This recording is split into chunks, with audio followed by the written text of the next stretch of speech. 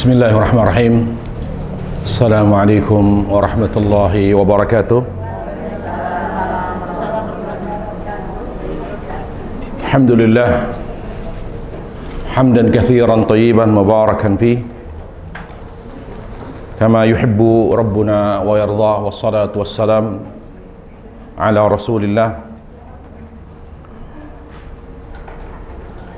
wa ala alihi wa sahbihi wa man tabi'ahum bi ihsanin ila yaumiddin. Amma ba'd.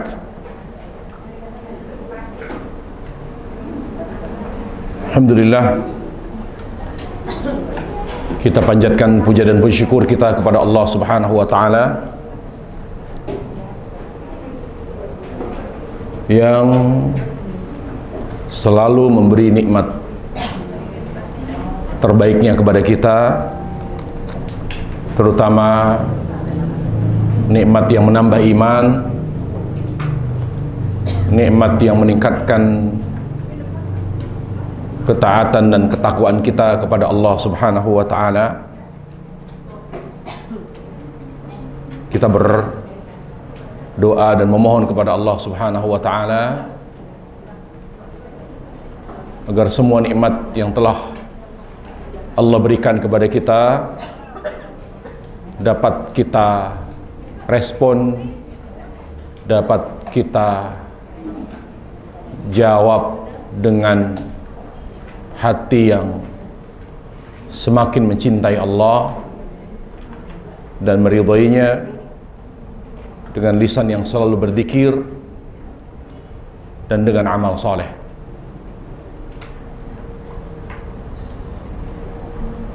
Para jemaah sekalian yang dimuliakan Allah Subhanahu wa taala, kita pada kesempatan yang berbahagia ini, di majelis yang berkah ini, akan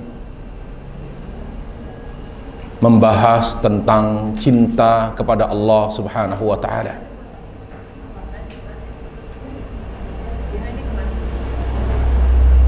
Cinta kepada Allah Azza wa Jal merupakan salah satu amal hati yang utama.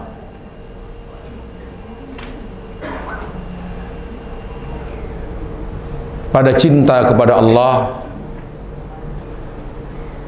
terletak kesolehan dan kebaikan hati. Jadi hati yang bersih, hati yang baik, dan hati yang bersyukur kepada Allah Azza wa Jal serta bahagia adalah hati yang cinta kepada Allah. Jadi selama kita belum memiliki hati yang cinta kepada Allah, maka kita tidak akan merasakan ketenangan, kebahagiaan, dan kehidupan kita selalu diliputi oleh kekufuran demi kufuran dan jauh dari rasa syukur kepada Allah Subhanahu wa taala. Jadi kunci syukur kepada Allah Azza wa Jalla adalah hati yang betul-betul mencintai Allah Subhanahu wa taala. Oleh karenanya seluruh nabi dan rasul alaihi wassalatu wassalam, termasuk sahabat Rasulullah sallallahu alaihi wasallam, mereka adalah orang-orang yang bersyukur kepada Allah Azza wa Jalla.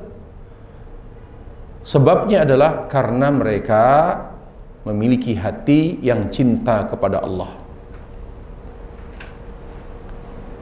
Cinta kepada Allah Azza wa Jalla. Jadi syukur itu sebabnya adalah cinta kepada Allah. Jadi jangan pernah kita bermimpi untuk menjadi hamba yang bersyukur, untuk senantiasa mensyukuri setiap nikmat Allah,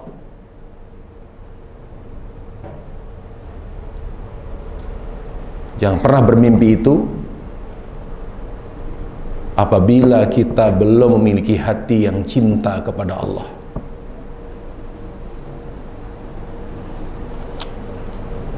Ini yang perlu kita perhatikan dan menjadi catatan penting bagi kita semua. Makanya Nabi SAW memerintahkan kita sebagai manusia akan kembali kepada Allah, tidak hidup abadi di dunia, tidak berada selamanya di alam yang fana ini. Kita semua akan kembali kepada Allah, ke kampung akhirat. Dan yang menentukan nasib kita di sana adalah hati kita. Makanya kata Ibnu Qayyim rahimahullah, kalau kita mau tahu nasib kita di akhirat, tengoklah hati kita masing-masing. Apabila kita ingin mengetahui apakah nikmat kubur yang kita dapat, atau malah sebaliknya, yaitu azab kubur, apabila kita ingin mengetahui di mahsyar kelak apakah naungan arsy Allah yang akan menaungi kita dari panasnya matahari, atau malah tersiksa oleh panasnya matahari yang begitu dekat dari kepala manusia di padang mahsyar nanti, siksaan demi siksaan, sebelum hisab, sebelum neraka, puncak azab, maka lihatlah hati kita. Kalau kita ingin mengetahui apakah kita di saat melintasi sirat, kita akan dimudahkan Allah untuk melintasinya dengan cepat dan langsung sampai ke depan pintu surga, atau malah tergelincir dari sirat dan masuk ke dalam jurang neraka. Kalau kita mau tahu nasib kita itu, lihatlah hati kita. Jadi hati inilah yang menjadi penentu nasib manusia di dunia, di barzakh, dan juga di akhirat.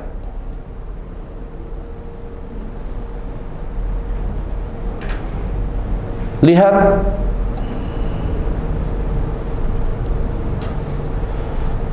firman Allah Subhanahu wa taala, firman Allah Subhanahu wa taala di mana Allah Azza wa Jalla berfirman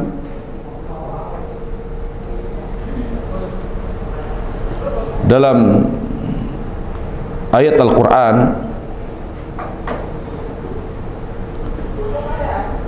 bahwa semua nasib kita di dunia, jadi nasib di dunia bahagia itu ditentukan oleh hati. Allah Jalla wa'ala memberikan kebahagiaan bukan hanya kepada orang kaya, karena kebahagiaan itu adalah kebahagiaan hati dan nilai mutlak dari Allah Subhanahu wa ta'ala. Allah Jalla wa'ala memberikan materi kepada orang Islam dan kepada non-Islam,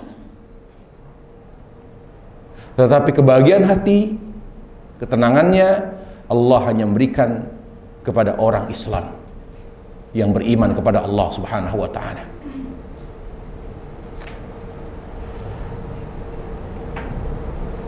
Pada ayat Al-Infitar ayat 13, pada surah Al-Infitar ayat 13, demikian pula surah Al-Mutaffifin ayat 22, misalnya surat Al-Infitar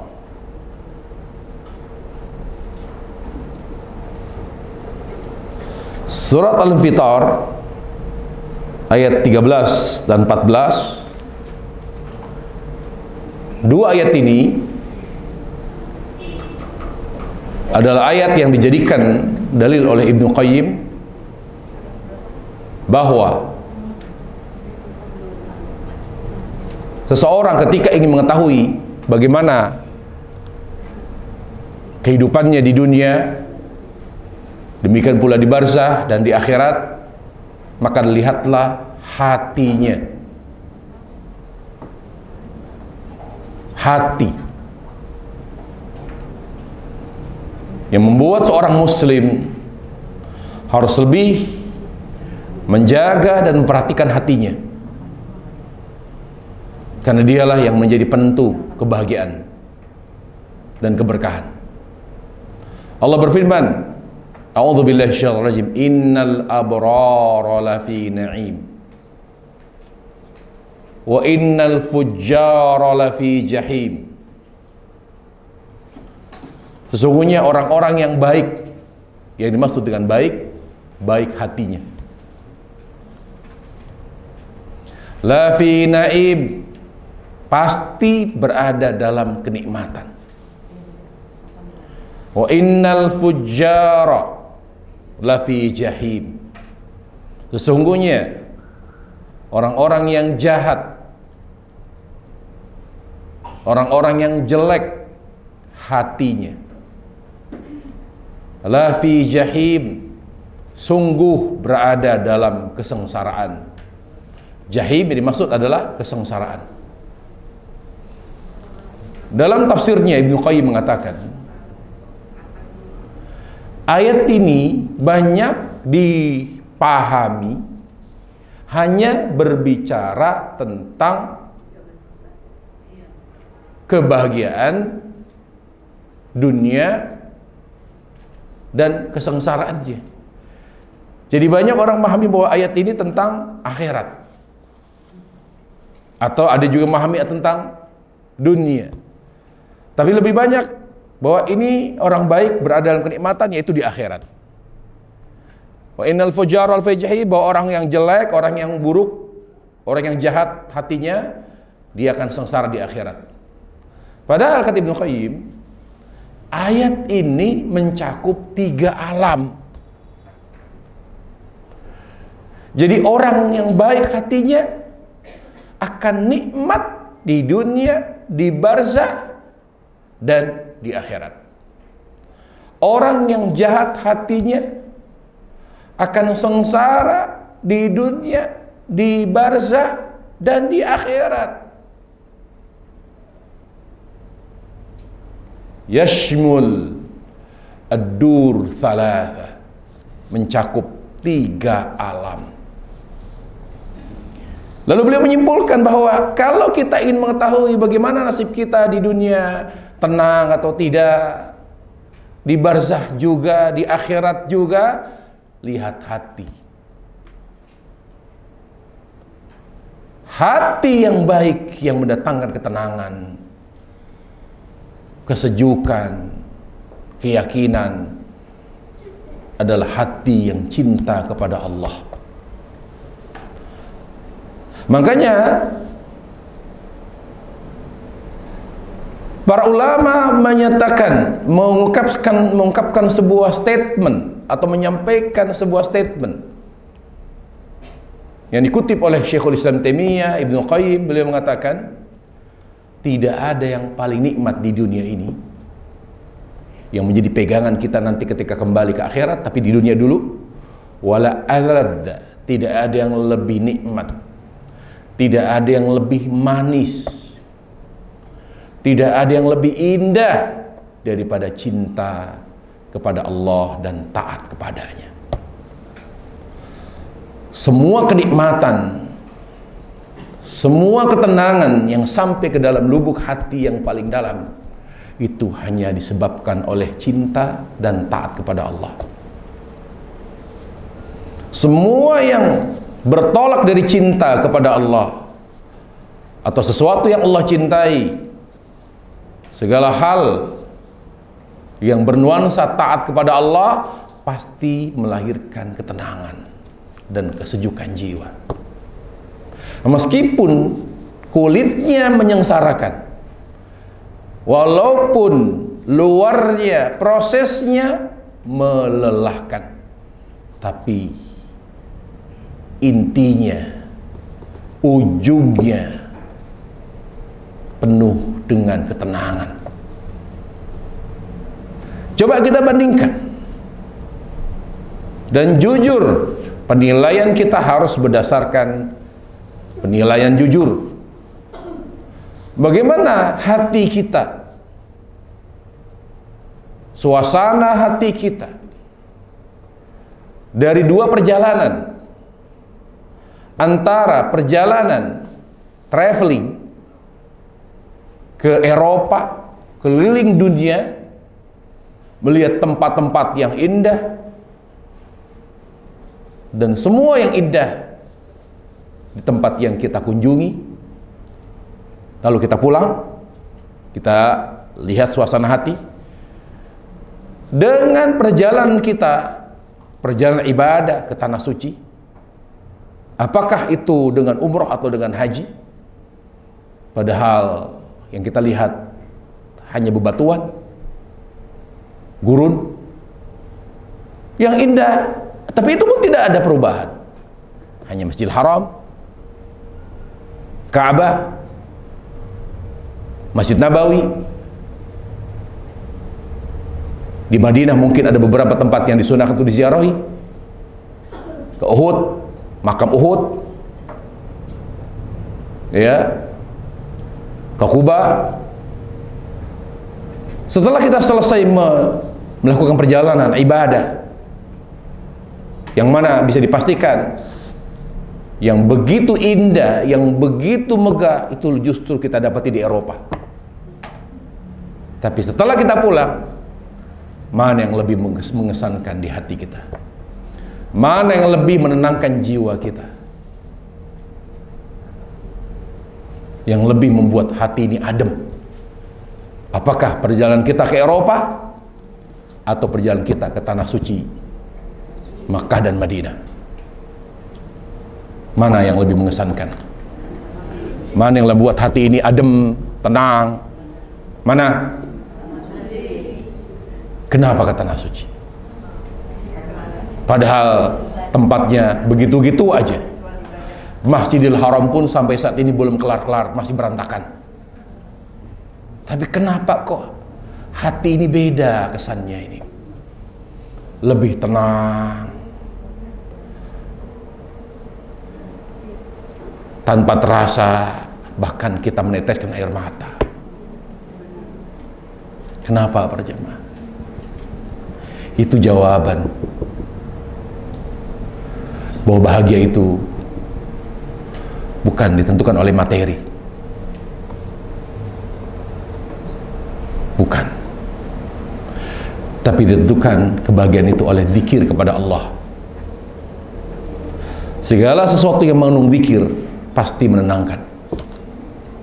Ingat, segala sesuatu yang mengandung zikir kepada Allah pasti menenangkan jiwa. Dan itu jaminan dari Allah tabaraka wa ta'ala. Ala bi dzikrillahi tatmainnul qulub. Ketahuilah, dengan zikir kepada Allah maka hati ini akan merasakan ketenangan dan kebahagiaannya.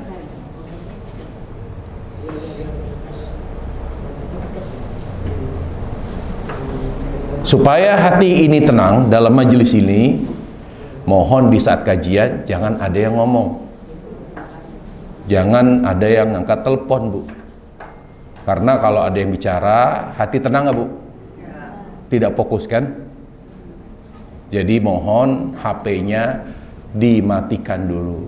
Urusan dapur, urusan cucu, urusan keluarga ditunda dulu. Karena majelis ini, Bu, majelis yang membuat hati tenang. Selama pertama kita fokus kepada materi yang disampaikan oleh guru, oleh ustadz. Yang kedua, kita datang ke sini niatnya karena Allah, menuntut ilmu agama. Dan kita niatkan bahwa apa yang kita dapat dari pengajian akan kita amalkan, akan merubah perilaku dan amal kita. Yang berikutnya adalah kalau ada yang kurang paham dari apa yang disampaikan, tolong jangan ragu, jangan malu untuk bertanya. Jadi kuncinya mendapatkan ketenangan majelis ilmu, konsentrasi, fokus dengan apa yang disampaikan, qalbun aqul, walisanun saul. Kalau ada yang kurang paham, ditanya. Kalau dua ini kita jaga setiap kita menghadiri majelis ilmu, maka insya Allah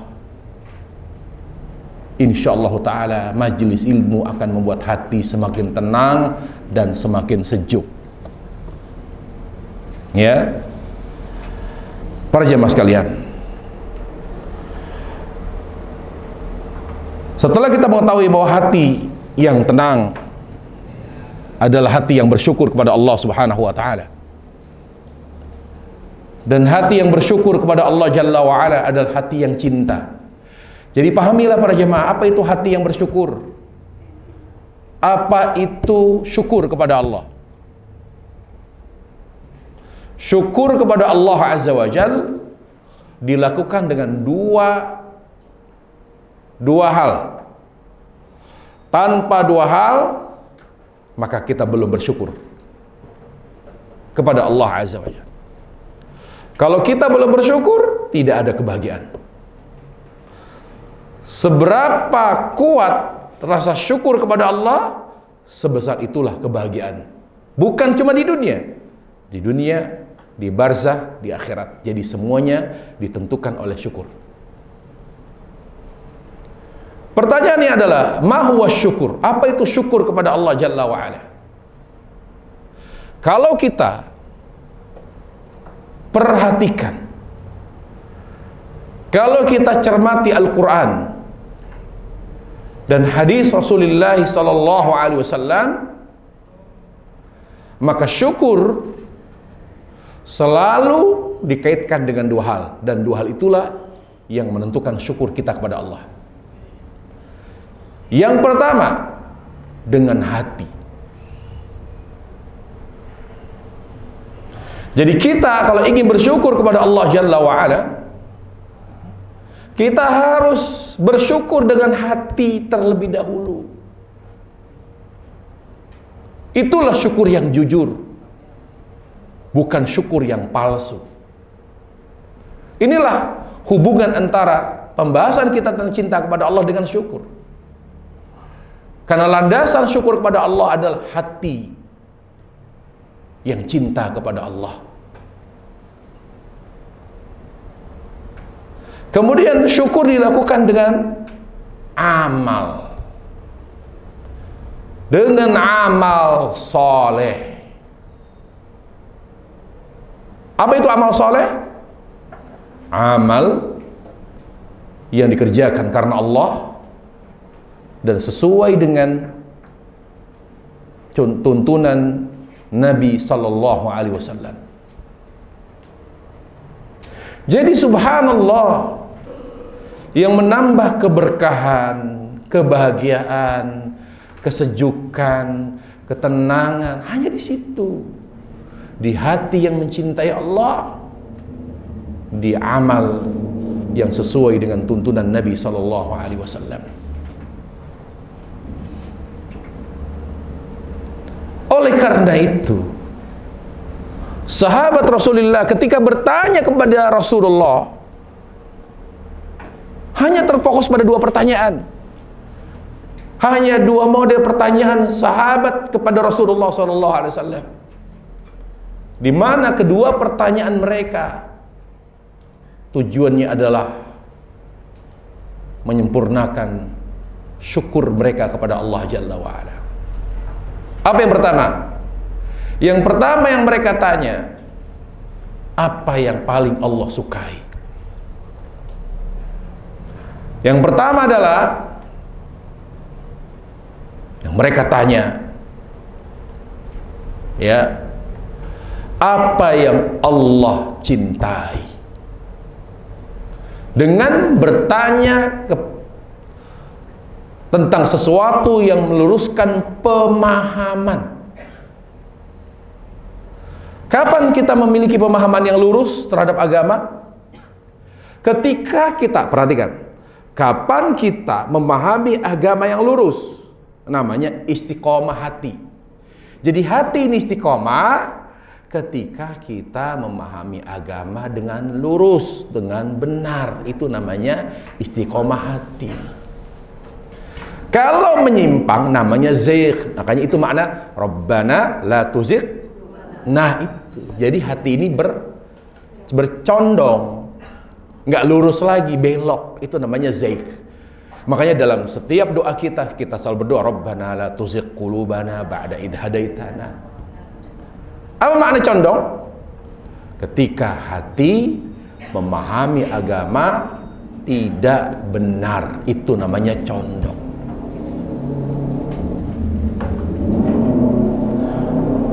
Kapan hati ini istiqomah? Ketika kita memahami, mengetahui, gitu, mana yang Allah cintai dan mana yang Allah benci. Bukan malah terjadi kerancuan. Yang Allah benci malah kita sukai. Yang Allah sukai malah kita benci. Itu namanya rancu. Itu namanya syubhat. Paham ya? Makanya yang menyerang hati syubhat. Yang menyerang amal, nggak lagi semangat beramal, namanya syahwat. Dua penyakit inilah yang akan menggerogoti umat Islam. Dua hal inilah disebut dengan penyakit oleh Allah Jalla wa'ala. Banyak syubhat. Bagaimana Allah berbicara tentang orang munafik? Fi qulubihim maradun fazadahumullahu marada. Di hati mereka ada penyakit, yang mana penyakit yang ada pada hati mereka semakin hari semakin parah, yaitu penyakit syubhat. Ya, penyakit hati. Penyakit syubhat namanya. Coba, kenapa orang munafik mengidap penyakit hati? Dan inilah inti dari penyakit hati. Dan penyakit yang mereka derita, penyakit yang membahayakan bukan hanya dunia mereka, tapi menyengsarakan akhirat mereka. Kenapa? Penyakit hati mereka adalah penyakit syubhat. Yang bisa jawab, boleh pulang duluan. Silakan ibu-ibu. Siapa yang bisa jawab? Kenapa penyakit yang diidap oleh orang-orang munafik ya disebut dengan penyakit hati? Dan dampak negatifnya bukan hanya membuat mereka sengsara di dunia, bahkan menyebabkan kesengsaraan yang lebih besar di akhirat. Sampai Allah katakan apa? Innal munafiqina fid darkil asfali minan nar. Bahkan orang-orang munafik nanti di akhirat kelak akan menghuni kerak neraka jahanam. Keraknya. Neraka itu namanya darokat. Semakin turun namanya darokat. Kalau derajat itu semakin naik. Itulah hal yang menunjukkan bahwa bahasa Arab bahasa yang sangat kaya. Kalau di kita derajat naik ya. Kalau turun apa namanya? Kalau di bahasa Arab naik itu naik dari satu tangga ke tangga yang berikutnya, anak tangga, namanya derajat. 1, 2, 3 namanya derajat gitu. Tapi kalau turun 1, 2 itu namanya darokat gitu. Darajat, darokat. Dan neraka jahanam itu dalamnya dari permukaan api yang berkobar. Apabila batu dilempar dari atas permukaan neraka jahanam, ya, baru sampai ke dasarnya itu setelah 50 tahun. Betapa dalamnya neraka jahanam. Samudra Indonesia saja yang ada di dunia ini ribuan meter, ada yang kilo bahkan, tapi jahanam tidak kilo, bukan hanya ratusan kilo, bisa jadi ribuan kilo ke bawah. Hanya Allah yang tahu. Dan semakin ke dalam semakin panas. Dan orang munafik menghuni dasar neraka jahanam. Coba buka rahasianya, kenapa orang munafik menghuni dasarnya neraka jahanam, padahal mereka sholat, padahal mereka puasa, mereka haji, mereka umroh. Kenapa? Tadi saya katakan, ingat, tolong diingat, dicatat, karena ingat, yang hadir di sini sudah tidak muda lagi. Jadi gampang loh, kalau nggak dicatat, sebelum meninggalkan majelis saya udah lupa. Ya, apa itu hati istiqomah? Apa hati istiqomah? Hati yang memahami dan mengetahui dengan baik hal yang Allah cintai dan hal yang Allah benci. Orang munafik cinta Rasul atau tidak? Orang munafik mencintai Rasul atau tidak? Hah? Orang munafik, saya ulangi, selama belum sepakat saya akan bertanya terus sampai zuhur. Kalau ada yang berpendapat beda, saya akan tanya lagi terus. Orang munafik, tolong dengarkan aku ya. Kalau ibu konsentrasi, ibu akan jawab dengan benar. Orang munafik mencintai Rasul tidak? Saya ulangi lagi pertanyaan. Orang munafik mencintai Rasul atau tidak?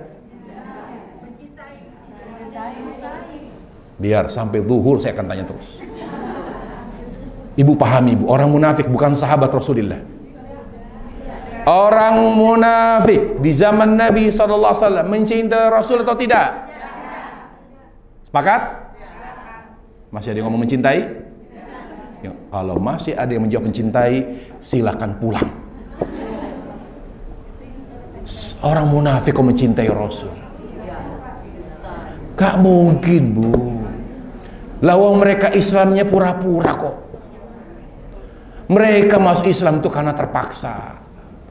Hanya dijadikan sebagai kedok saja supaya mereka aman. Jelas? Jadi orang munafik mencintai atau membenci Rasul?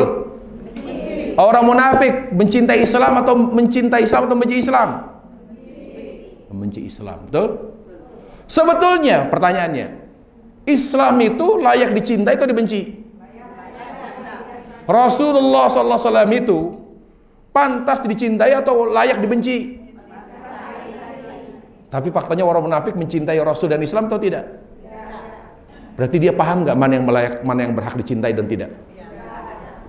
Paham nggak atau tidak mereka? Berarti hati mereka istiqomah nggak? Nah, itulah yang disebut dengan hati istiqomah. Baik, sekarang saya tanya. Ada perempuan Muslim senengnya pakai baju terbuka. Kalau tertutup itu gerah, ribet, gerah, pokoknya nggak enak. Di mata itu ribet. Ibu-ibu itu, perempuan itu, apa sih enaknya dibuka, ditutup-tutup gitu, gerah. Apalagi di sini daerah panas begini. Kira-kira kalau ada perempuan senengnya pakai baju terbuka, hatinya istiqomah tidak? Tidak. Kenapa? Satu orang jawab. Kenapa ada perempuan muslimah tapi nggak senang dengan baju tertutup? Ngelihat yang tertutup aja dia tidak suka. Dia pribadi lebih suka membuka aurat dan sangat senang melihat orang perempuan yang berbaju tapi hakikatnya tidak berbaju atau tidak menutup aurat. Wanita ini istiqomah atau tidak? Kenapa tidak istiqomah? Satu yang jawab, Bu. Ya. Ya, apa yang mau dipahami, ketahui apa maksudnya apa? Tidak memahami apa? Tadi kan saya singgung, Bu, yang namanya kebahagiaan itu, ketenangan itu, cinta dan taat kepada Allah. Jadi jangan lari kemana-mana, Bu. Jadi kalau ada perempuan tidak suka baju tertutup, berarti dia apa? Dia tidak istiqomah. Istiqomah hatinya. Kenapa tidak istiqomah hatinya? Karena angkat tangan. Karena marah lu, Bu, ibu ngomong sama orang ibu itu. Ibu berani nggak, Bu? Kalau ibu ke mall gitu, ada perempuan kok bajunya astagfirullah. Mbak sini, Mbak. Mbak tidak cinta Allah ya? Ibu berani, Bu? Jangan gitulah, Bu. Jangan galak-galak juga. Jadi mereka itu sebetulnya tidak mencintai apa yang Allah cintai dan tidak membenci apa yang Allah benci. Itu yang membuat hati mereka tidak istiqomah gitu. Jadi mereka tidak mencintai apa yang Allah cinta, malah mereka lebih mencintai apa yang Allah benci. Membuka aurat Allah benci atau Allah cinta? Benci. Makanya diancam neraka. Apa kata Nabi alaihissalam? Ariyat, kasiyat, ada wanita di akhir zaman nanti berpakaian tapi hakikatnya tidak berpakaian. Ya, mumilat, jalannya berlenggak-lenggok. Waru'usunna ka'astimatil bukhtil ma'il. Nanti apa namanya, kepala mereka seperti punuk unta, kadang-kadang pakai sanggul atau pakai apa tuh? Ya, ikatan rambutnya sampai tinggi begini. Tapi yang paling sama adalah pakaian umumnya wanita sekarang, muslimah apalagi, berpakaian tapi hakikatnya tidak apakah transparan, apakah bajunya kurang bahan, ataukah ketat, berbentuk, ya hakikatnya telanjang. Apa ancaman Nabi? Nanti di akhirat dia tidak bisa mencium bau surga. Berarti Allah benci gak? Makanya Allah haramkan surga. Jangankan masuk, ibu, mencium, menghirup aroma surga tidak Allah kasih. Jadi inilah pentingnya kita doa ya muqallibal qulub, supaya hati ini istiqomah. Saya ulangi, apa itu hati istiqomah? Hati istiqomah apa itu? Hati yang mencintai apa yang Allah cintai dan membenci segala hal yang dibenci Allah. Paham? Ada yang nggak paham? Apa itu hati istiqomah? Hati yang mencintai sesuatu yang Allah cintai dan membenci setiap hal yang Allah, itu istiqomah.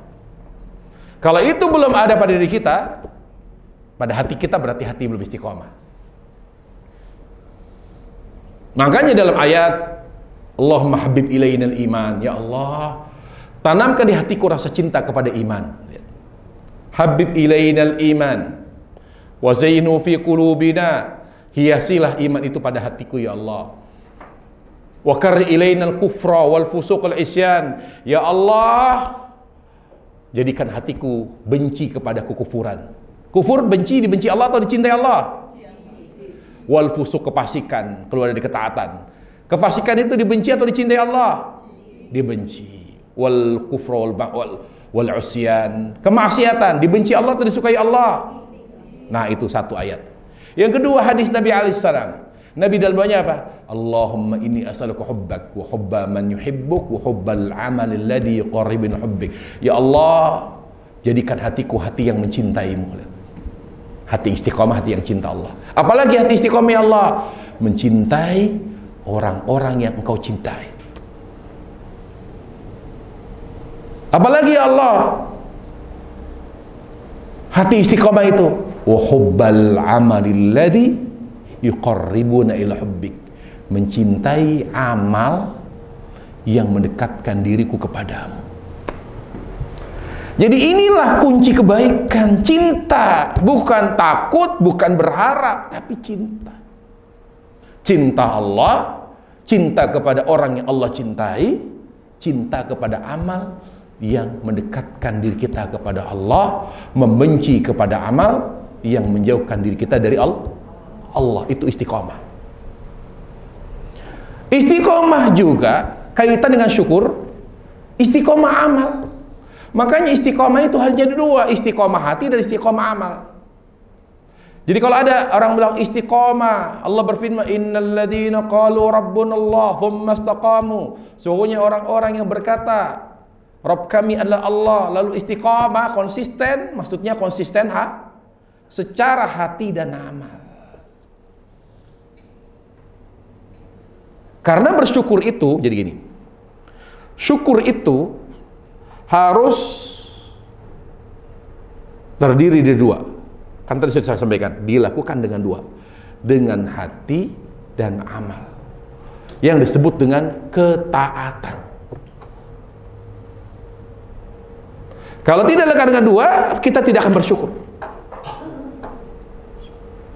Nah, kaitan dengan amal misalnya, tadi hati sudah kita bahas. Jadi bersyukur dengan hati yaitu hati yang mencintai Allah, mencintai semua yang dicintai, udah itu. Tapi belum cukup dengan hati. Makanya kalau ada orang misalkan antara hati dengan amal, yang penting kan hatinya baik. Udahlah, gak usah dipermasalahkan, mau perempuan mau telanjang, tertutup, mau sholat, gak sholat, buat apa? Berhijab tapi hatinya jahat. Saya mengajak ibu, tolong beri penilaian orang yang punya pemahaman seperti itu. Bu, ngapain ibu pakai cadar tapi hati ibu jahat? Buat apa ibu pakai ngaji tapi hatinya jahat, busuk? Mendingan itu tuh, walaupun telanjang, pusernya kelihatan, tapi hatinya baik. Ibu pilih mana?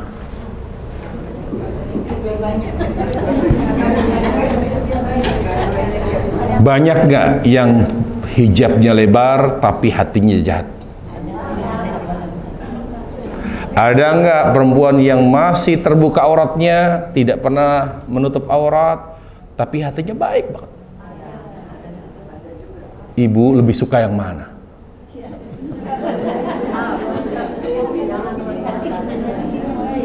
Ibu, kita ada di lapangan, Bu. Ada di masyarakat. Ibu lebih suka yang mana? Saya tidak memberi pilihan yang ketiga. Pilihannya ada dua. Ibu lebih suka yang mana? Saya lebih suka yang Allah sukai.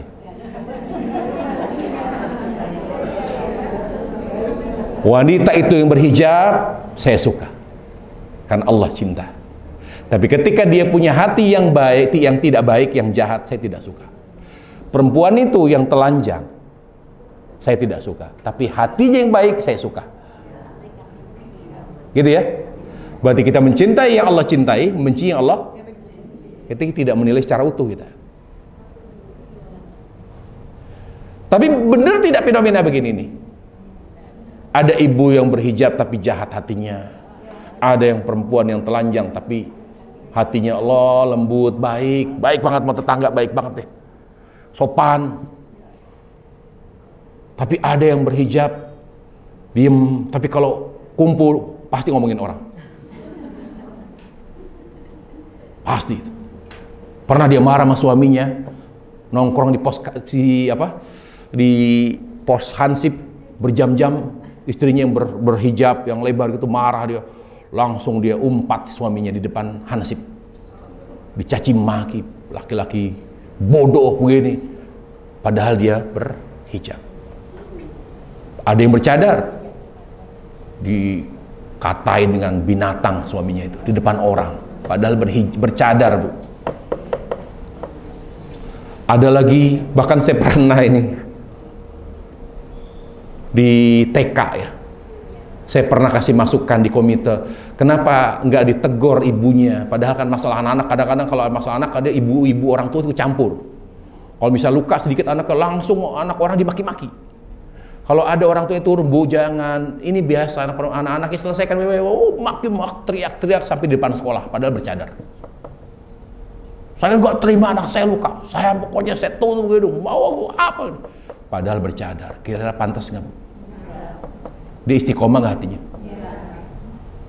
Allahu Akbar. Itu yang Allah maksud. Walibasut taqwa dzalika khair. Sebelum kamu kenakan tubuhmu dengan hijab syar'i, pakaian syar'i, kenakan hatimu dengan takwa. Itu namanya hijab batin. Walibasut taqwa, pakaian takwa itu jauh lebih baik. Jadi ada orang tidak bertahap. Oh ya udah kalau gitu telanjang dulu baru hatinya dulu. Enggak gitu. Berbarengan, bersinergi. Kenapa? Karena kita ingin bersyukur. Para jemaah sekalian, bersyukur itu dengan hati dan amal. Gak bisa dipisahkan. Jadi jangan ada lagi orang ngomong yang penting kan baik hatinya, gak boleh. Karena semua orang wajib bersyukur kepada Allah. Semua orang harus bahagia dunia akhirat. Bahagia dunia akhirat hanya dengan syukur kepada Allah. Dengan apa caranya bersyukur kepada Allah di dunia dan akan akhirnya bahagia di akhirat? Dengan bersyukur dengan hati yang cinta dan dengan amal-amal yang soleh, amal yang Allah ridhai, amal yang sesuai dengan perintah Allah Subhanahu wa taala. Kalau ada yang setengah-setengah begini, ada berhijab tapi hatinya jahat, ada telanjang tapi hatinya baik, pasti berpengaruh kepada ketenangan batinnya. Karena syukur itu menentukan ketenangan batin. Makanya Allah Jalla wa'ala memerintahkan kita beragama secara apa? Kafah. Apa artinya? Bagilah kamu seutuhnya, jangan setengah-setengah. Bersyukur dengan hati dan dengan amal. Baik, sekarang pertanyaannya, bagaimana hati ini cinta Allah? Bagaimana hati ini jatuh cinta kepada Allah? Yang disebut dengan asbab al-mahabbah, sebab-sebab cinta kepada Allah Subhanahu wa ta'ala. Yang pertama, al-asbab al-jali mahabbatillahi tabaraka wa ta'ala. Yang pertama adalah menuntut ilmu agama. Jadi kehadiran kita di majelis ilmu ini agar hati semakin jatuh cinta kepada Allah. Itu tujuan kita hadir di majelis ilmu. Makanya menuntut ilmu ini dikaitkan dengan surga, yaitu bertemu Allah. Itulah maksud dari hadis Nabi alaihissalam. Man salaka tariqan yaltamisu fi ilman, sahhalallahu lahu bihi tariqan jannah. Barang siapa yang menuntut ilmu agama, barang siapa yang menempuh suatu jalan yang tujuannya adalah menuntut ilmu agama, maka Allah akan mudahkan jalan menuju. Kok ada hubungannya ilmu agama sama surga? Kenapa ya? Yang bisa jawab boleh pulang. Kenapa Nabi mengkaitkan antara ilmu agama dengan surga?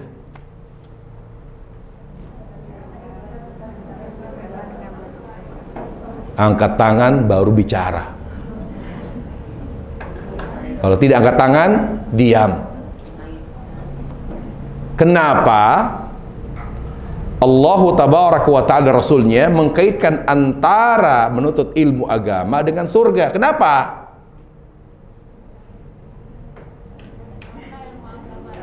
Angkat tangan baru bicara. Ilmu apa Bu? Ilmu kudu, ilmu dunia, ilmu fisika, ilmu sains, ilmu agama. Akhirnya apa?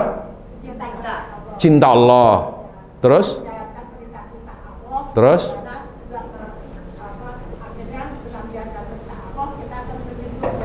Kita akan menuju surga. Bu, ada nggak cinta bertepuk sebelah tangan? Apa itu? Saya nggak ngerti itu. Itu judul sinetron kayaknya itu. Cinta bertepuk sebelah, apa itu artinya? Cinta yang hanya sepihak ya? Yang cintanya satu, yang lain nggak? Kok dua-duanya? Ini kan cinta nih. Tapi begini, kalau tepuk tangan kan dua cinta, tapi berarti cuma satu doang yang cinta, yang lain nggak? Namanya cinta bertepuk sebelah. Nah, surga, ilmu agama dikaitkan dengan surga. Kenapa? Karena Allah ada di surga, nggak ada di neraka. Paham? Jadi hamba ini ketika dia menuntut ilmu agama dengan benar, dengan niat yang benar, lalu membuat dirinya semakin cinta, dan cintanya itu jujur, bukan sekedar pengakuan. Kalau cintanya jujur, dibalas gak sama Allah? Namanya cinta yang tidak bertepuk sebelah. Kalau udah cinta, cintanya bener, jujur, Allah pun balas dengan cinta. Kalau udah cinta, pengen ketemu gak? Pengen. Nanti di surga ketemunya. Itu artinya. Kalau udah cinta pasti kangen. Mungkin gak ibu kangen sama suami tetangga? Mungkin aja Bu. Lebih ganteng, lebih mapan, lebih baik, lebih bertanggung jawab. Mungkin gak ada seorang wanita rindu sama suami tetangga? Gak mungkin. Kenapa gak mungkin? Mungkin. Mungkin aja. Ibu pernah? Nggak mungkin nggak? Nggak mungkin ya? Kenapa nggak mungkin? Itu bukan jawaban. Kenapa seorang wanita tidak mungkin, atau ada tapi ketika dia tidak sehat akalnya, akal sehatnya udah nggak normal dia, kok kangen sama suami tetangga gitu? Kenapa ada seorang wanita tidak boleh kangen sama suami tetangganya? Kenapa? Saya butuh jawaban yang paham masalah. Kenapa seorang wanita yang sudah berumah tangga tidak boleh kangen dan rindu kepada laki-laki yang sudah berumah tangga? Kenapa? Kenapa? Angkat tangan. Ibu tidak paham. Saya butuh ibu yang paham. Kalau ibu sudah paham, ibu layak jadi ustazah. Kenapa seorang wanita tidak boleh rindu kepada laki-laki yang sudah berumah tangga? Ibu tidak paham. Kenapa? Ibu tidak paham. Gampang jawabnya, Bu. Kita bahas apa sekarang? Angkat tangan, jawab. Kenapa seorang wanita tidak boleh kangen kepada laki-laki yang sudah berumah tangga? Jawabannya yang mudah tapi singkat padat. Kenapa, Bu? Ibu, saya nggak butuh jawaban panjang. Kenapa? Karena dia tidak boleh, karena dia tidak mencintainya, Bu. Dengan cinta yang benar, itu cinta yang salah. Kalau dia kangen karena cinta, kan? Dia cinta nggak? Masa laki perempuan mencintai suami tetangga? Loh, saya nggak cinta. Jadi kangen itu karena cinta. Kenapa Allah mengkaitkan ilmu agama dengan surga? Karena ilmu agama itu tujuannya agar kita mengenal dan mencintai Allah. Kalau udah cinta Allah, lalu kita buktikan dengan amal soleh, maka Allah pun membalas. Allah juga sama-sama mencintai kita. Kalau udah sama-sama cinta, muncullah rasa rindu. Makanya kata Nabi, kalau ada orang muslim, muslimah yang baik, yang taat, yang bersyukur kepada Allah di akhir hayatnya ketika akan dicabut nyawanya oleh malaikat maut. Paham? Malaikat maut datang. Hei fulana, ibu akan saya cabut nyawanya. Itu ada beberapa malaikat yang bawa kain putih dari surga, sudah nunggu siap bawa roh ibu. Itu juga ada beberapa malaikat yang mukanya serem, bawa karung yang kasar seperti karung goni, yang siap akan membawa ruh ibu tergantung bagaimana ruh ibu keluar dari jasad. Lalu ibu itu ketakutan dia karena akan berpisah dengan dunia. Apa kata Allah? Apa kata Nabi SAW? Dikatakan kepadanya, tenang, ibu orang baik,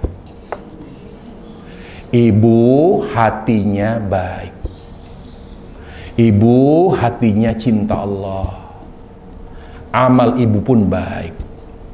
Allah sudah menanti ibu, Allah rindu kepada ibu. Man ahabba liqa Allah, ahabba Allah liqa'ah. Karena ibu baik, ibu selalu cinta dan rindu kepada Allah. Cinta dan rindu. Lihat, ini kata malaikat maut loh. Kalau ibu nggak percaya, nanti kalau meninggal, malaikat maut bilang, malaikat maut, karena ibu orang baik, cinta Allah, rindu Allah, maka Allah pun rindu. Ibu nggak usah takut. Yang rindu ibu Allah. Ikhlas saja, jangan ditahan. Lepaskan saja ruh ibu, gak apa-apa, bener. Allah rindu sama saya, Allah rindu, Allah jamin kebahagiaan bagi ibu. Baik, saya lepas. Bismillah, la ilaha illallah, husnul khatimah. Kenapa husnul khatimah ibu ini? Karena ketika berpisah jasad dan ruhnya dalam keadaan cinta kepada Allah, rindu kepada Allah. Sudah itu modal, Bu. Ibu gak cakep gak apa-apa, Bu. Hidup pas-pasan gak apa, tapi jangan sampai hatinya jelek. Ini udah mukanya jelek, hatinya jelek, udah deh minta mati aja deh. Kalau orang wajahnya penampilannya tidak baik, tidak bagus, tidak dikasih oleh Allah wajah yang cantik, tolong hatinya cantik. Hati yang cantik, hatinya seperti apa? Yang mencintai Allah. Disitulah semua kebaikan hati akan Allah datangkan. Kapan penyakit hati itu muncul? Karena hatinya tidak cinta Allah. Kapan sombong ada pada hati seorang? Bangga diri, ria, sum'ah. Karena hatinya lebih cinta kepada dunia. Pasti. Makanya nenek-nenek yang udah nenek-nenek, kalau dijorokin mati, itu masih kalau bicara dunia ngomel terus. Apa aja urusan dunia, apa sih begini ngomel. Kenapa? Karena hatinya sangat kuat sama dunia. Gak usah bicara umur, ada orang yang masih muda, kalau bicara dunia, ya udahlah, ikhlasin aja. Tenang dia. Ya udah. Berarti bukan rezeki kita. Bismillah. Rezeki itu tidak akan tertukar. Enak bahasanya. Padahal umurnya baru 30, 40, tapi kalau udah bicara dunia udahlah, rezeki nggak kemana. Tenang, dia mungkin duitnya gak banyak, tapi baru punya uang dikit, ditipu orang. Ya Allah, ada aja ya Allah, ujian, bismillah ya Allah, beri saya kesabaran ya Allah. Kok bahasanya indah, hatinya tenang, kenapa? Kenapa itu? Karena hatinya cinta kepada Allah. Kalau orang hatinya cinta kepada Allah Jalla wa'ala, dia akan selalu berbunga-bunga hatinya. Kenapa berbunga-bunga? Berbunga-bunga bukan hanya karena dia mendapatkan rezeki, bahkan dia mampu menikmati semua keadaan hidup. Sakit, susah dia nikmati. Kenapa? Karena hatinya selalu berbaik sangka kepada Allah. Itulah tanda seorang yang memiliki hati yang cinta kepada Allah, selalu berbaik sangka kepada Allah Subhanahu wa ta'ala. Jadi sebab yang pertama, hati yang cinta Allah menuntut ilmu agama. Menuntut ilmu agama.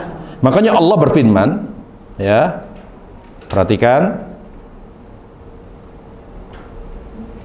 apa tujuan kita menuntut ilmu agama, ngaji seperti ini?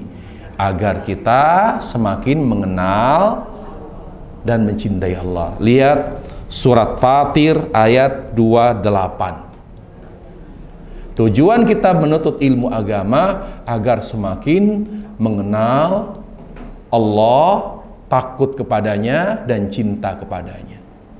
Innama yakhshallaha min ibadihi al-ulama. Surat Fatir ayat 28. Jangan nanya surat keberapa, cari sendiri. Enak banget, maunya dikasih, semuanya dikasih. Pokoknya cari surat Fatir, ya Bu ya. Saya kasih tahu hanya ayatnya saja. Ayat 28. Sebab kedua apa Bu? Sebab kedua adalah banyak membaca Al-Quran. Atau yang kedua sebelum Al-Quran, konsisten mengikuti tuntunan Nabi. Udah itu, konsisten mengikuti tuntunan Rasulullah SAW. Itu yang membuat hati semakin jatuh cinta kepada Allah. Kita berpaling dari tuntunan Nabi, hati ini semakin benci Allah pasti. Malah lebih senang dunia. Kenapa? Karena kehidupan sehari-hari jauh dari sunnah,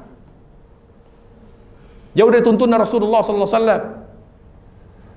Ketika dia jauh dari tuntunan, hatinya pasti akan membenci apa yang Allah cintai dan mencintai apa yang Allah benci. Gitu. Mau saya buktikan? Mau saya contohin? Mau saya contohin? Ibu bisa lihat, bahkan tokoh agama yang jauh dari tuntunan Nabi, bahkan mungkin dzurriyyah Rasulullah, keturunan Rasulullah SAW, kalau dia hanya keturunan tapi sehari-hari dari kehidupan yang jauh dari tuntunan Nabi, maka perilakunya bukan perilaku yang mencerminkan sebagai seorang muslim. Ibu pernah dengar Habib mensodomi muridnya? Pernah dengar?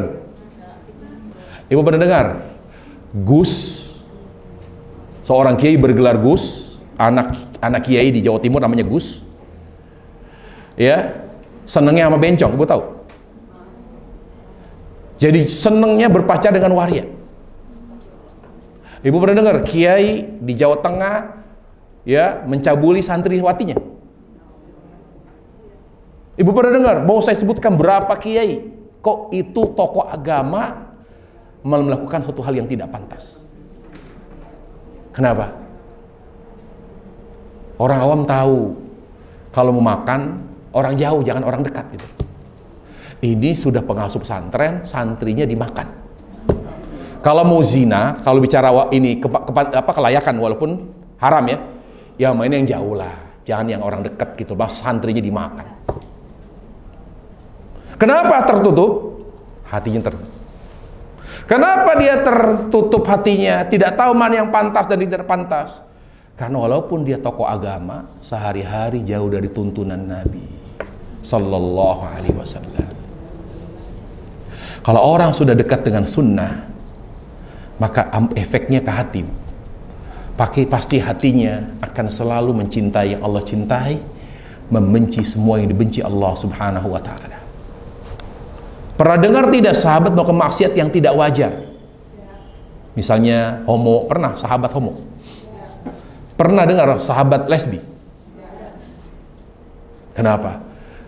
Ketika berbuat maksiat, ada khilafan, tapi masih bisa dikatakan khilaf, bukan khilaf yang tidak wajar. Kenapa? Karena sehari-hari sahabat itu dekat dengan sunnah. Paham? Jadi kalaupun melakukan khilafan tidak parah, karena hatinya dijaga oleh Allah. Kan manusia nggak ada yang sempurna. Ketika dia salah, salahnya masih, ya Allah udahlah khilaf, tapi tidak parah, tidak parah. Makanya kita harus minta kepada Allah agar Allah menjaga hati kita.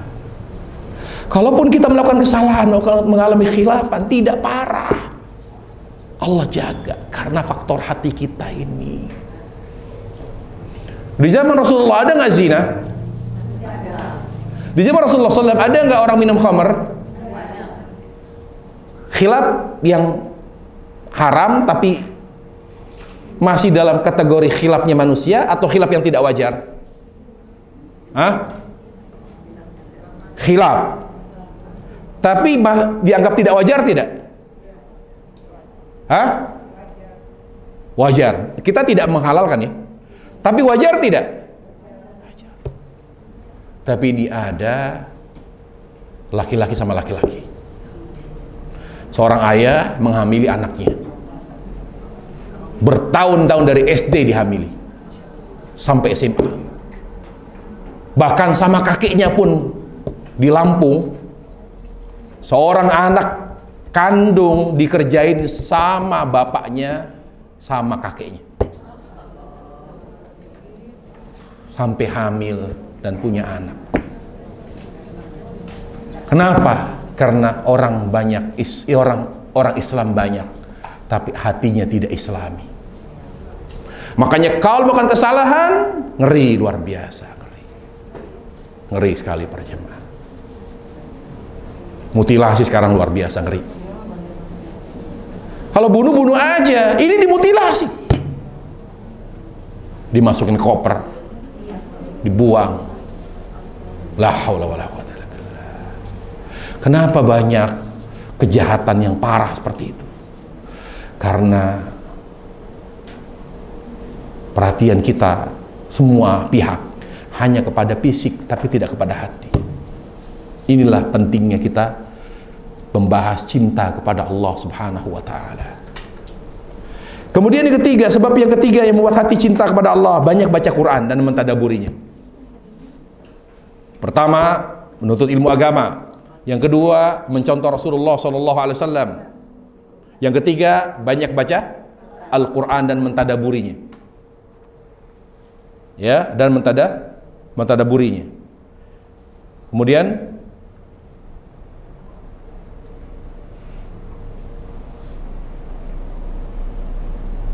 yang berikutnya, banyak mendekatkan diri kepada Allah dengan ibadah-ibadah sunnah, terutama dari sholat sunnah. Sunnah yang muakkadah. Sunnah muakkadah apa aja bu? Apa aja para jamaah sekalian? Sunnah muakkadah, rawatib muakkadah, dan rawatib non muakkadah. Rawatib muakkadah apa saja? 12 rakaat. Qabliyah subuh 2 rakaat, qabliyah zuhur 4, ba'diyah zuhur 2. Apa lagi? Hah? Ba'diyah maghrib 2. Apa lagi? Ba'diyah isya 2. Apa lagi? Udah. Nggak pengen nambah? 12 rakaat. Rawatib non muakkadah. Muakkadah, non rawatib yang muakkadah apa saja bu? Non rawatib yang muakkadah, non rawatib apa saja? Yang paling tinggi apa dulu? Yang paling tinggi, tertinggi, non rawatib muakkadah. Ibu paham rawatib nggak sih bu? Rawatib itu sholat sunnah mengiringi sholat fardu. Saya bilang non rawatib. Non rawatib muakkadah apa saja yang paling tinggi apa? Non rawatib muakkadah yang paling tinggi. La haula wala quwwata illa billah. Kalau sekali lagi ibu tidak bisa jawab, saya pulang. Non rawatib yang muakkadah paling tinggi. Non rawatib muakkadah yang paling tinggi apa? Apa tadi? Mana yang ngomong witir? Witir. Tahajud di bawahnya witir. Jadi kalau ada orang tidak sempat tahajud, paling tidak usahakan witir. Dan Nabi tidak pernah meninggalkan witir, bahkan dalam keadaan safar, sakit pun beliau tetap witir, walaupun 1 rakaat. Kalau disebut kata witir disebut kata tahajud mencakup dalamnya witir. Tapi kalau dikatakan mana yang paling tinggi, sunnah non rawatib, witir. Gitu. Setelah witir baru tahajud. Setelah tahajud apa? Duha. Itu jaga terus. Untuk apa? Kenapa sih saya sunnah terus, puasa sunnah, sholat sunnah?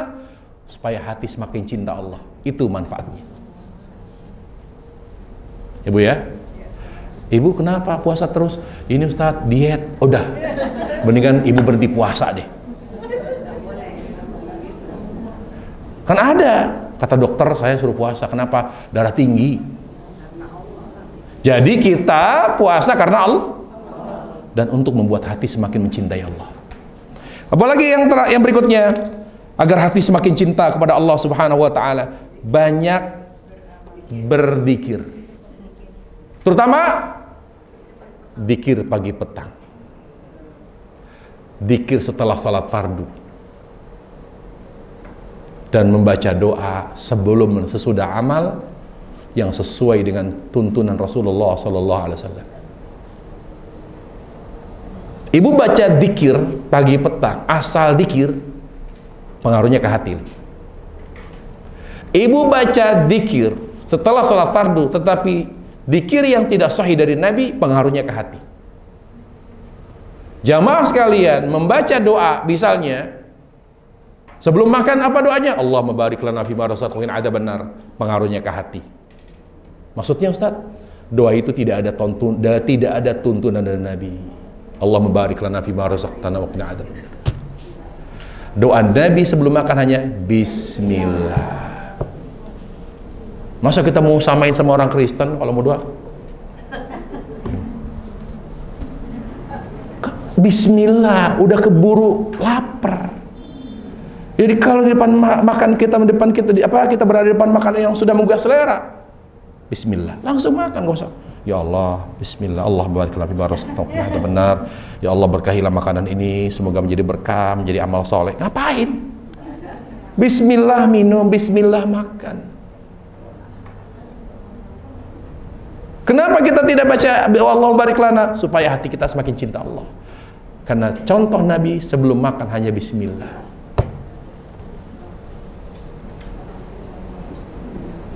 Paham ya? Jangan ditambah-tambah doa yang tidak ada contohnya dari Nabi sallallahu alaihi wasallam. Ya, jelas ya? Kemudian berikutnya, bagaimana hati semakin mencintai Allah Subhanahu wa taala? Menurunkan ego, yaitu menyatukan selera dengan Allah Jalla wa ala. Menurunkan ego kita.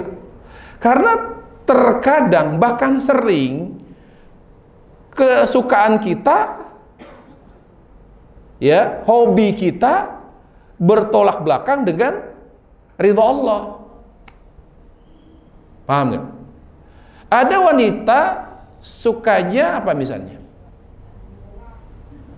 Sukanya apa? Tapi kesukaannya itu bertentangan dengan ridha Allah Jalla wa ala. Belanja enggak, Bu? Jangan, Bu. Bukan, itu tuh bukan yang haram. Misalnya ada seorang wanita, saya bingung ngasih contohnya, padahal banyak padahal. Takut tidak tepat contohnya ini. Ya. Apa contohnya? Dia punya ya tadi mungkin saya contohkan tadi, si wanita ini punya hobi pakai baju ketat gitu. Dia nggak suka baju yang lebar-lebar, yang dia lebih suka pakai baju yang ketat gitu. Nah, kalau dia ingin memiliki hati yang cinta Allah, oh Allah tidak suka ya kalau baju wanita itu ketat. Baik, saya turunkan ego saya belajar memakai pakaian yang lebar. Begitu. Saya suka olahraga, suka nge-gym, kan antar perempuan. Tapi Allah gak suka saya baju ketat. Di depan perempuan pun kita gak boleh ketat loh. Karena aurat wanita seperti dia di hadapan, ya. Jadi aurat wanita itu sama seperti laki-laki di hadapan laki-laki, dari pusar sampai lutut. Lah kalau dia ketat, maaf, bagian bawahnya terbentuk, tetap haram. Jadi jangan dengan alasan olahraga, nge-gym, lalu membuat auratnya terbentuk. Jadi dia, enggak deh, saya turunkan ego saya.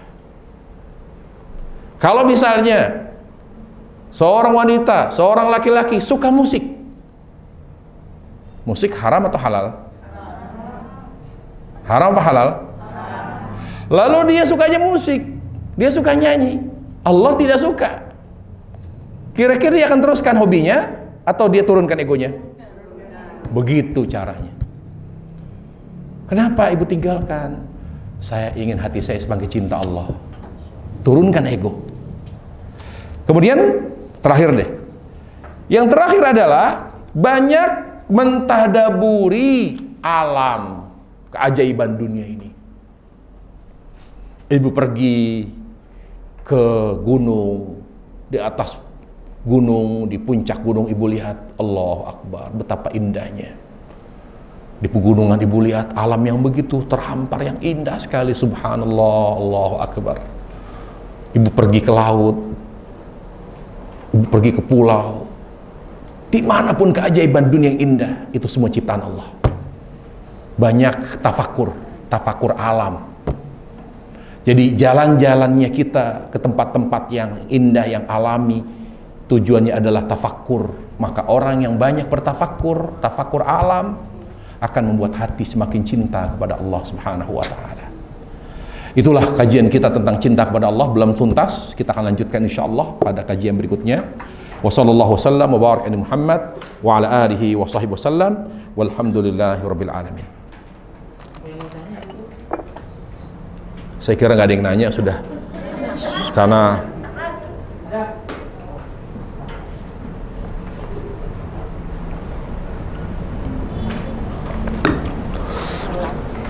tapi materi hari ini jelas Bu ya, banyak manfaat yang Bu dapat. Bagaimana menasihati bimbing orang yang sudah Allah tutup hati dan pikirannya? Doa. Karena hidayah itu selalu datang kepada setiap manusia. Tapi ketika dia yang menolak hidayah, susah. Ketika orang sudah tidak punya rasa malu, ketika dia menutup dan menolak hidayah, susah. Kita hanya bisa berdoa. Terus berdoanya dengan apa? Berdakwahnya dengan apa? Dengan perilaku. Kita kasih contoh saja doa dengan perilaku-perilaku yang mengesankan. Hanya itu cara kita menasihati, mendakwai orang yang menutup hatinya, menolak hidayah, menolak Islam, dengan doa dan dengan keteladanan, melakukan hal-hal kepadanya yang mengesankan hatinya. Mudah-mudahan dengan begitu dia terbuka hatinya, ya, terbuka hatinya. Wallahu a'lam. Cukup ya?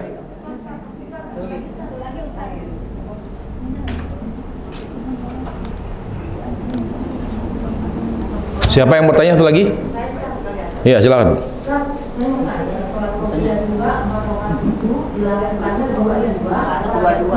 Apa? Sholat apa? Mana ada qobliyah duha, Bu? Emang ada qobliyah duha? Oh, qobliyah duhur. Dua-dua. Karena yang sesuai dengan contoh Rasulullah SAW, sholat sunnah yang jumlahnya 4 rakaat kah, 6, 8, selalu dikerjakan 2 rakaat salam, 2 rakaat salam. Kata hadis Abdullah bin Umar, kata Nabi alaihissalam, salatul laili wan nahari mathna mathna. Salat sunnah yang ada di siang hari atau malam hari dikerjakan, kata Nabi, 2 rakaat salam, 2 rakaat salam. Termasuk taraweh. Taraweh tidak ada 4 rakaat langsung, itu salah paham itu. Taraweh, ya, tahajud, duha, semua jumlah rakaat sunnah. Kalau disebutkan lebih dari 2 rakaat, 4, 6, 8 dan seterusnya, selalu dikerjakan 2 rakaat salam, 2 rakaat salam. Supaya meringankan. Karena kita bukan bicara 4 langsung salam, 6. Masalahnya kontinunya tadi. Kalau langsung 8, besok masih nggak begitu lagi. Jangan dipaksain. Siapa tahu udah 2 rakaat salam, aduh nggak jadi 4 rakaat nih, nggak apa-apa. Baru saya pengen niat bisa 10 rakaat. baru 4, aduh kayaknya udah deh 4 rakaat aja. Itulah hikmahnya kenapa 2 rakaat salam, 2 rakaat salam. Jadi jangan belagu deh mau 20, 40 rakaat.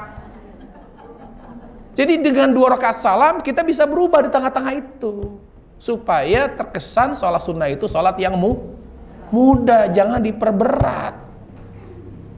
Mengerti ya?